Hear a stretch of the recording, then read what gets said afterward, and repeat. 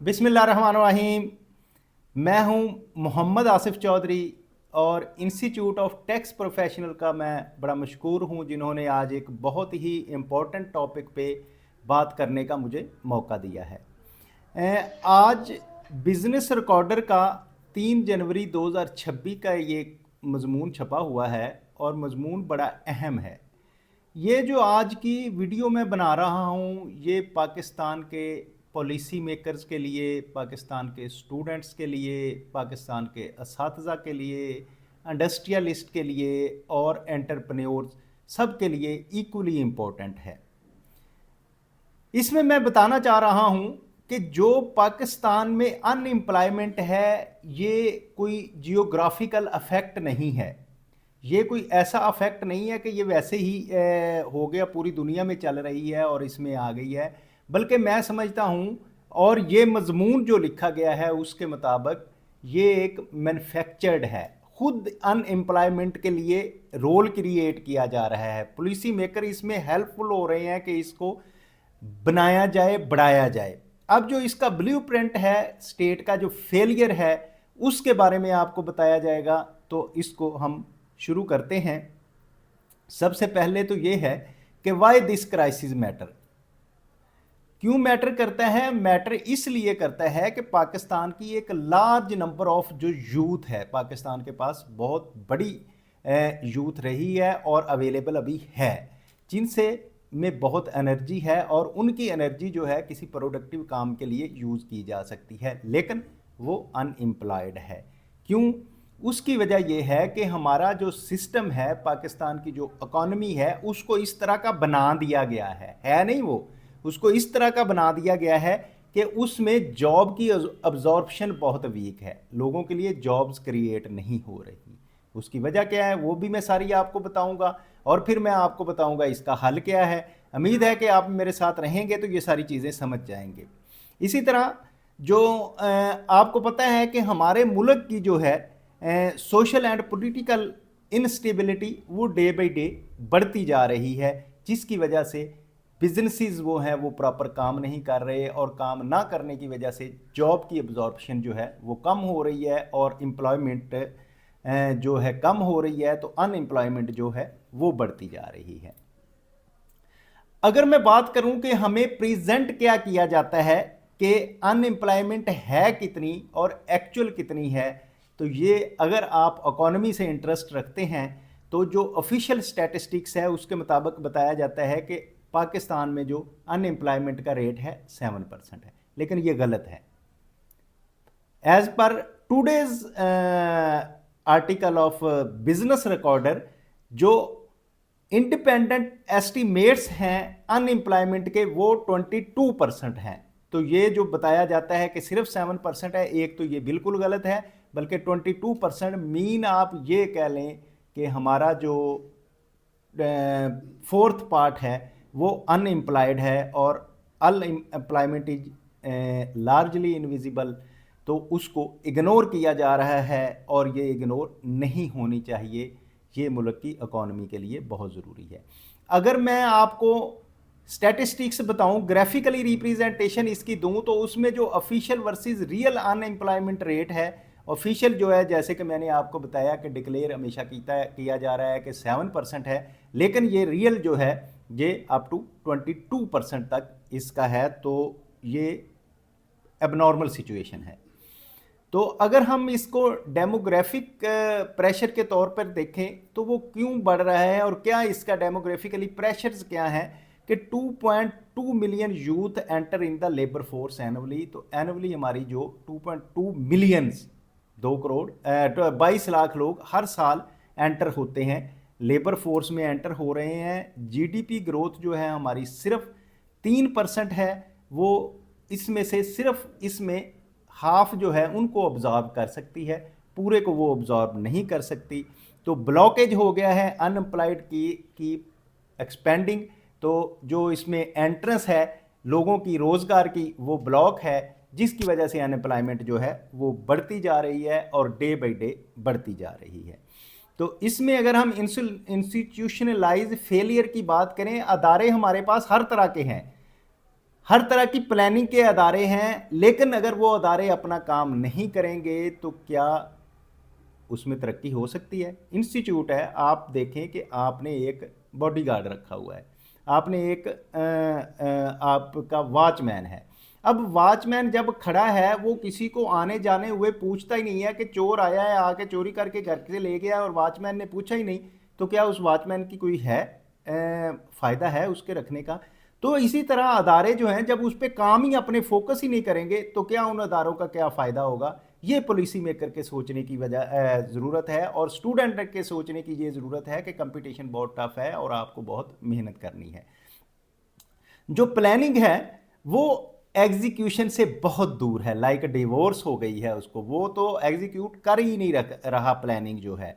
और असिस्ट्री without growth strategy, और strategy जो है वो बहुत जो है उसमें ग्रोथ के मुताबिक उसकी नहीं हो रही, और एक्सपोर्ट जो है वो स्टैग्नेट है, आपकी एक्सपोर्ट बैठी हुई है एक जगह है, एक्सपोर्ट बढ़ नहीं रही, जिस पे मैंने बहुत ज़्यादा आपको बंजर ज़मीनों के हवाले से बात की थी कि हम बहुत ज़्यादा प्रोडक्शन करेंगे तो उससे भी हमारी एक्सपोर्ट बढ़ेगी तो हमें बहुत ज़्यादा फ़ायदा होगा। और फिर जो हमारी एक्सपोर्ट है इसकी प्रॉब्लम ये है कि हम बिल्कुल रॉ चीज़ें बेचते हैं और बहुत कम वैल्यू एडिड वाली चीज़ें बेचते हैं, हमारी कोई हाई क्वालिटी चीज़ें नहीं जाती जिससे हमें ज़र मुबादला बहुत आ जाए। अब हम क्या करते हैं, हम प्रोडक्ट करते हैं, चावल की 100 गाड़ियाँ बेचते हैं और एक लैंड क्रूज़र लेके वो हमारा सारे पैसे ज़ाया हो जाते हैं। तो इसलिए जो हमारी वैल्यू एडिड गुड्स जो हैं वो एक्सपोर्ट होनी चाहिए। जो स्किल्स हमारी हैं वो स्किल्स को यूज़ नहीं किया जा सकता, और जो स्किल्स हमें पढ़ाई जा रही हैं, यूनिवर्सिटियां जो दे रही हैं डिग्रियां, वो फैक्ट्रियां हैं डिग्रियां देने की, वो चीज़ें, मैं तो क्योंकि एकेडेमिया से भी टच हूँ, तो अब जो डिग्रियां दी जा रही हैं उसमें प्रैक्टिस बहुत दूर दूर तक है, प्रैक्टिस का उसमें है ही नहीं। अब जो बंदा आता है बिल्कुल ज़ीरो पे खड़ा होता है, वो काम ही कोई नहीं कर सकता। तो इसलिए ये हमारी जो मिसमैच है स्किल्स हमारी स्टडीज़ के साथ। और जो प्लानिंग की मिनिस्ट्री है उसका विजन विदाउट एग्जीक्यूशन के, उसके पास विजन ही नहीं है, वो उसको एग्जीक्यूट कर ही नहीं रही, उसके पास विजन ही नहीं है क्या मैंने काम करना है। अब जब एक प्लानिंग की मिनिस्ट्री बनी हुई है तो वो क्यों नहीं प्लान कर रही कि मेरे पास इतनी यूथ एंटर हो रही है, मेरे पास 22 लाख बंदों ने हर साल आना है, तो मैं क्या इसको किधर खपाना है? उनको खपाने की कोई जगह नहीं है। No binding of job target उनके पास नहीं है, कोई प्रोडक्टिव बेंचमार्क नहीं है कि किस तरह से हम मुल्क को लेके चलें और ये सारे इसमें खप जाएंगे। और ज़ीरो अकाउंटेबिलिटी ये है, हद तो यहाँ होती है ना कि जब एक अदारा बना हुआ है कि आपने ये काम करना है और वो ज़ीरो अपनी परफॉर्मेंस शो कर रहा है, तो फिर उसको पूछने वाला ही कोई नहीं है। सबसे बड़ा मसला तो ये है कि हमारा बड़ा ही कोई नहीं है जो इससे पूछे, किसी अदारे से पूछे। ये दुख होता है, ये आंसू जो हैं वो दिल से आंसू निकलते हैं जब ये देखते हैं, हम ये सोचते हैं कि ये कोई प्लानिंग वाले अदारे हैं तो वो प्लानिंग करते ही नहीं है यार, उनको कोई पूछने वाला नहीं है। और फिर अगर हम बात करें फाइनेंस मिनिस्ट्री की, तो उसकी जो स्टेबलाइजेशन इनटू पैरालाइज जो है वो खुद पैरालाइज है। क्यों पैरालाइज है भाई? उसने फाइनेंस मिनिस्ट्री वो चलती ही है, वो जो आईएमएफ का ऑप्टिक है, आईएमएफ की ग्लासेस उसने लगाए हुए हैं, उसके मुताबिक वो अपनी पॉलिसीज़ को देखती हैं। वो ये नहीं देख रहे हैं कि मेरे मुल्क का नौजवान जो कितना अनएम्प्लॉयड है, मैंने उसको कैसे लगाना है इस पर, बल्कि जो आईएमएफ के ऑर्डर्स हैं उसके मुताबिक वो अपना कर रही है। डेवलपमेंट स्पेंडिंग जो है वो सप्रेस्ड हो रही है कि उसको किस तरफ डेवलपमेंट को करना है, जो हमारा कल को इनकम कमाएगी वो नहीं हो रही।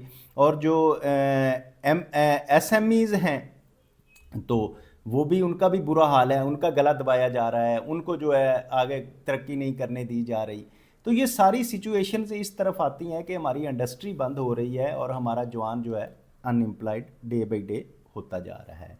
अगर हम कॉमर्स मिनिस्ट्री की और ट्रैप्ड एक्सपोर्ट बास्केट की बात करें तो हमारे पास क्या है जी, हम लो वैल्यू टेक्सटाइल डोमेन में सिर्फ काम कर रहे हैं, तो हम जो है हाई वैल्यू एडिड गुड्स जो है वो एक्सपोर्ट नहीं कर रहे, low value added goods export कर रहे हैं। हम जो है उसमें वैल्यू एडिशन करें और ज़्यादा ज़र मुबादला कमाएं, ऐसे नहीं है हमारे पास।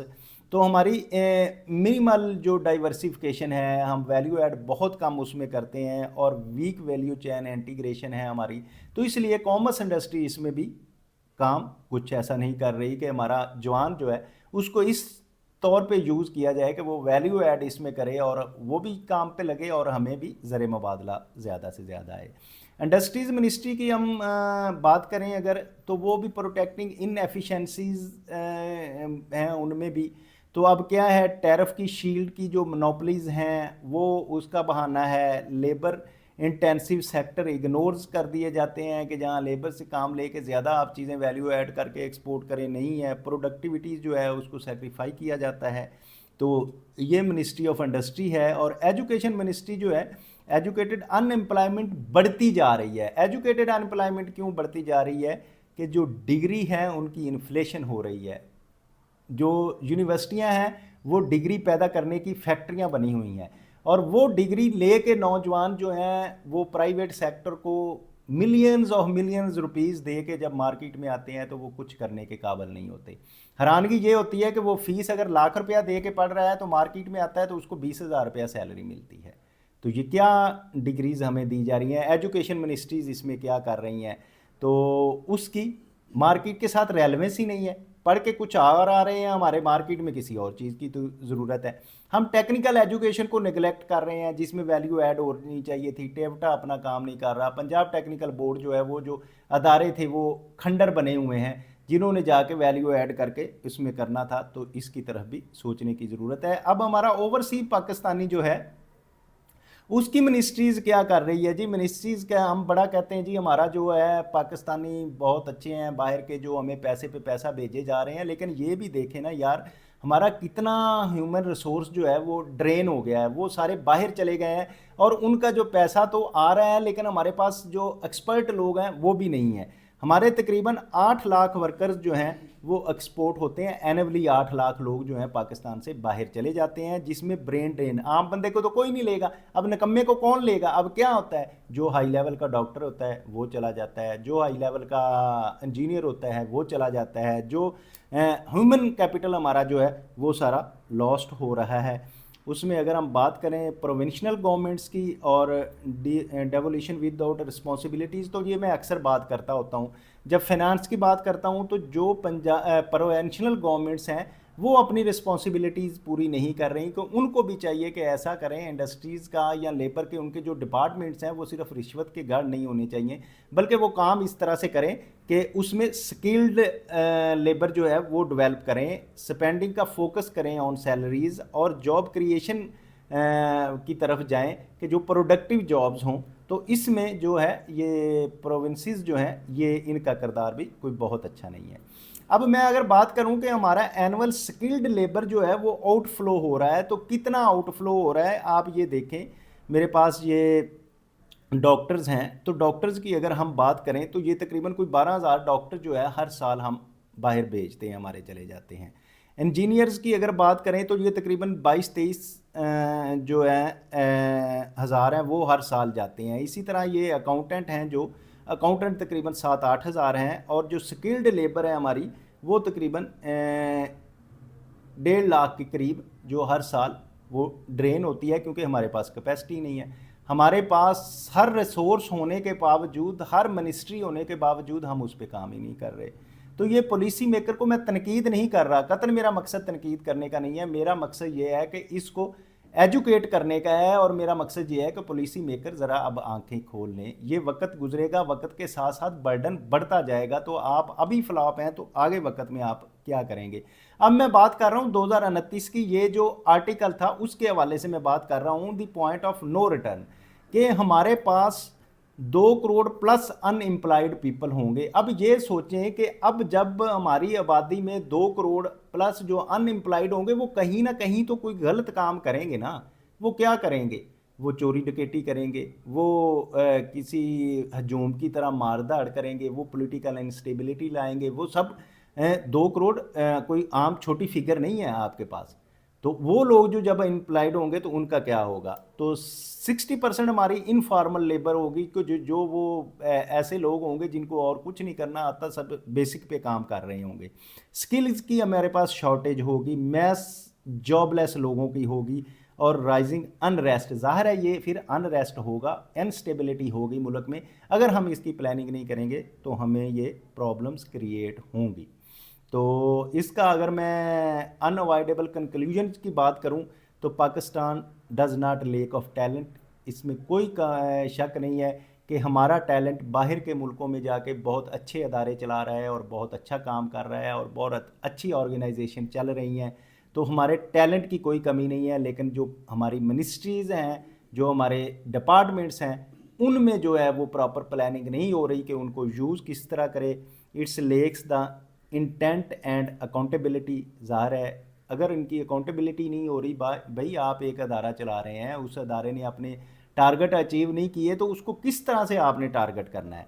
और रिफॉर्म विंडो क्लोजिंग रैपिडली, तो अब जो मैं बता रहा हूँ बात कि डे बाई डे ये क्लोज होती जा रही है विंडो के। अभी तो आप रिफॉर्म कर लेंगे, लेकिन डे बाई डे आपके पास इसको रिफॉर्म करने का भी टाइम नहीं मिलेगा। तो इसके लिए ये, जैसे मैंने कहा था, मेरा स्टूडेंट्स के लिए ये लेक्चर है, पॉलिसी मेकर्स के लिए है, उस्ताज़ा के लिए है और इंडस्ट्रियलिस्ट के लिए है। तो भाई आप आज सोचेंगे तो आप क्राइसिस से निकलने की तरफ जाएंगे, अदरवाइज़ एक दिन ऐसा आएगा कि ये विंडो क्लोज हो चुकी होगी और फिर आप उस विंडो को खोल नहीं सकेंगे। तो थैंक यू वेरी मच। तो ये था मेरा आज का लेक्चर जिसमें अनएम्प्लॉयड पीपल के हवाले से बात हो रही थी। तो इसमें क्योंकि हम डायरेक्ट तो क्वेश्चन आंसर हो नहीं सकते, तो मैंने आपका अपना नंबर दे दिया है कि अगर आप क्वेश्चन आंसर करना चाहें तो आप इजीली इस पे मुझसे कोई बात पूछना चाहें पूछ सकते हैं। और जो लोग समझते हैं कि उन्होंने ये लेक्चर सुना और उससे उनका फ़ायदा हुआ और वो इस बात को समझ गए, तो इसको लाइक शेयर और सब्सक्राइब करें ताकि बाकी लोग भी इसको समझें। यहाँ रहें, खुश रहें।